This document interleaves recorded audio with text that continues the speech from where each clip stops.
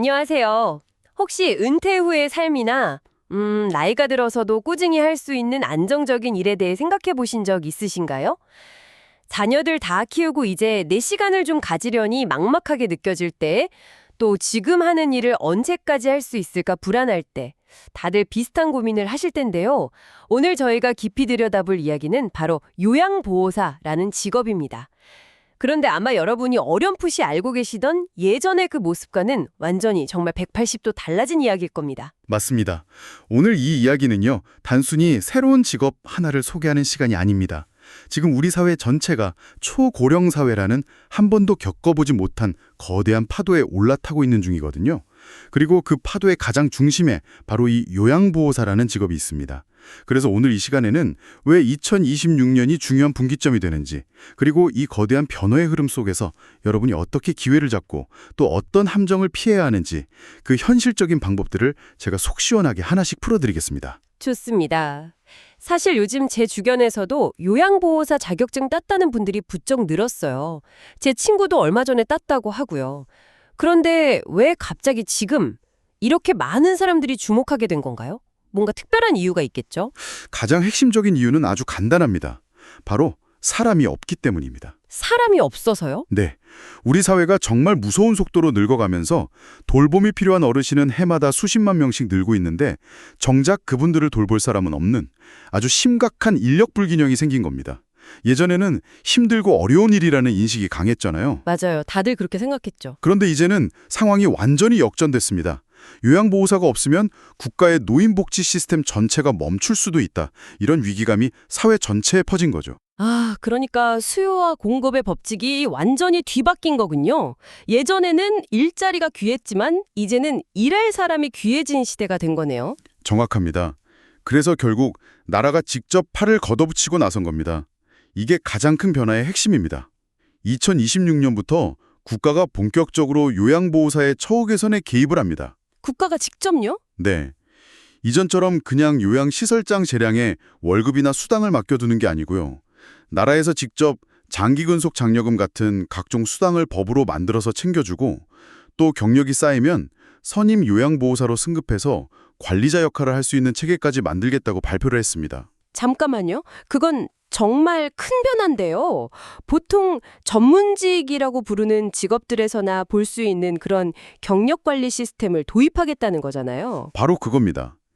이제 요양보호사는 단순히 돌봄 서비스를 제공하는 사람이 아니라 국가가 공인하고 관리하는 전문직으로 대우하겠다는 선언인 셈입니다. 그래서 이제는 요양보호사가 좋은 일자리를 찾아다니는 게 아니고요. 요양기관들이 더 좋은 월급과 복지 혜택을 제시하면서 숙련된 요양보호사 한 분을 모셔가려고 경쟁하는 시대로 바뀌고 있는 겁니다. 그렇군요. 이야, 판이 완전히 바뀌었다는 게 실감이 나네요. 그럼 아마 모든 분들이 가장 궁금해하실 현실적인 질문을 드려야겠습니다. 그래서 얼마를 벌 수 있나요? 인터넷 보면 자격증 하나만 따면 월 500만 원도 가능하다 이런 글들이 있던데 이게 정말 가능한 이야기인가요? 결론부터 말씀드리면 월 500만 원을 버는 분이 있기는 합니다. 하지만 그 이면을 정확히 아셔야 합니다. 있기는 있군요. 네, 하지만 그건 정말 소수의 계열입니다. 예를 들어서 요양병원에서 가장 힘들다는 3교대 밤샘 근무를 도맡아 하고요. 또 5년, 7년 이상 경력을 쌓아서 선임 요양보호사 직책까지 달고 나라에서 주는 수당, 지자체에서 주는 수당, 시설에서 자체적으로 주는 수당까지 모두 합쳤을 때 가능한 금액입니다. 그러니까 누구나 자격증만 따면 쉽게 벌 수 있는 돈은 절대 아니라는 거죠. 알겠습니다. 그건 정말 상위 1%의 이야기 같네요. 그럼 뜬구름 잡는 이야기 말고요. 40대 후반이나 50대에 이 일을 막 시작한 분이 한 1년에서 2년 안에 기대할 수 있는 아주 현실적인 월 소득 범위는 어느 정도라고 봐야 할까요? 좋은 질문입니다. 반대로 최저임금만 받는 박봉이라는 말도 사실 반은 맞고 반은 틀립니다. 2020년 최저임금 기준으로만 단순 계산하면 월 급여가 세전 약 215만 원 정도 됩니다. 215만 원이요? 하지만 이게 전부가 아닙니다. 이제부터가 정말 중요한데요. 앞으로 요양보호사의 급여는 딱 정해진 것이 아니라 내가 얼마나 아는가에 따라 완전히 달라집니다. 내가 얼마나 아는가에 따라 달라진다니요? 보통 월급은 회사나 직급에 따라 정해진다고 생각하잖아요. 그게 무슨 의미인가요? 똑같이 하루 8시간을 일해도요. 정부의 각종 수당 제도를 꼼꼼히 챙겨서 활용하는 분은 월 300만 원 이상을 가져가지만 그런 제도를 전혀 모르고 시키는 일만 하는 분은 정말 215만 원만 받게 될 수도 있다는 뜻입니다. 즉 요양보호사라는 직업이 이제는 내가 직접 내 소득을 설계할 수 있는 구조로 바뀐 겁니다. 마치 사업가처럼요. 와우. 그 지점이 정말 흥미롭네요. 내 선택에 따라 소득이 달라진다니, 그럼 제가 직접 소득을 설계하기 위해 알아야 할 선택지, 그 갈림길에는 구체적으로 어떤 것들이 있는 건가요? 여러분의 소득을 결정짓는 가장 중요한 세 가지 갈림길이 있습니다. 첫 번째 갈림길은 바로 근무 형태의 선택입니다. 근무 형태요? 네, 요양병원이나 요양원 같은 시설에서 정규직으로 일할 것인가 아니면 어르신 댁으로 직접 찾아가는 방문 요양을 할 것인가의 문제입니다. 시설 근무는 정해진 시간에 출퇴근하고 동료들과 함께 일하는 우리가 흔히 하는 직장 생활과 비슷하죠. 몸은 고될 수 있지만 각종 수당이 잘 붙어서 단기간에 목돈을 모으기에는 더 유리합니다. 반면 방문 요양은 하루 서너 시간, 내가 원하는 시간에 자유롭게 일할 수 있다는 엄청난 장점이 있죠. 그렇군요. 이건 단순히 돈의 문제를 떠나서 본인의 성향을 파악하는 게 먼저겠네요. 저는 사람들과 어울리는 거 좋아하니 시설이 맞을 수도 있겠지만 혼자 조용히 집중하는 걸 선호하는 분이라면 방문 요양이 훨씬 만족도가 높겠어요. 일종의 성향 테스트 같기도 합니다. 맞습니다. 두 번째 갈림길은 가족 요양 제도를 활용할 것인가입니다. 내 부모님이나 배우자, 형제자매를 내가 직접 돌보면서 나라에서 급여를 받는 제도인데 잘만 활용하면 정말 유용하거든요. 그런데 여기에 정말 무서운 함정이 하나 숨어 있습니다. 함정이요? 네, 바로 월 160시간 근무 규칙입니다. 월 160시간 근무 규칙이요? 그게 뭔가요? 만약 여러분이 다른 직업을 가지고 있으면서 가족 요양을 병행할 경우에요. 그 다른 직업의 근무 시간이 한 달에 160시간을 넘으면 가족 요양 급여는 단 한 푼도 받을 수 없다는 규정입니다.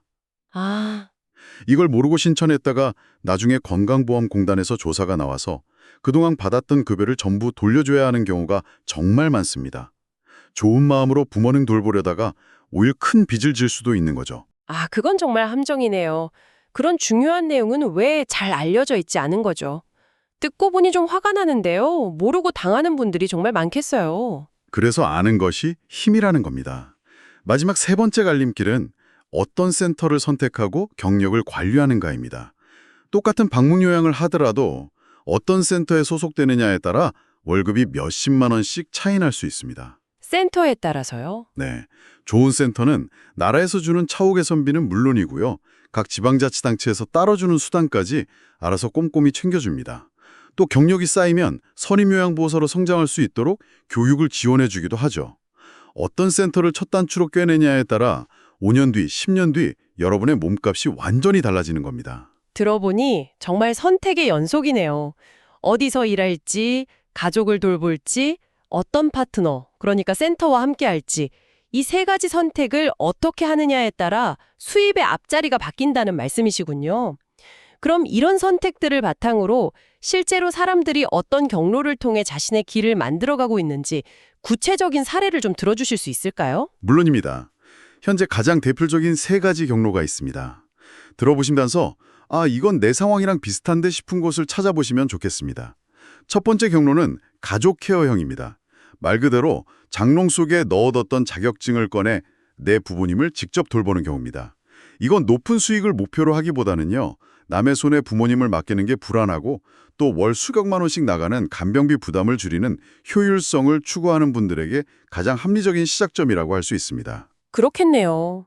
효도도 하면서 경제적인 부담도 덜 수 있으니 일종의 소프트 랜딩처럼 이 일을 시작하기에 가장 부담 없는 경로가 될 수 있겠어요. 맞습니다. 두 번째 경로는 시설 전문직형입니다.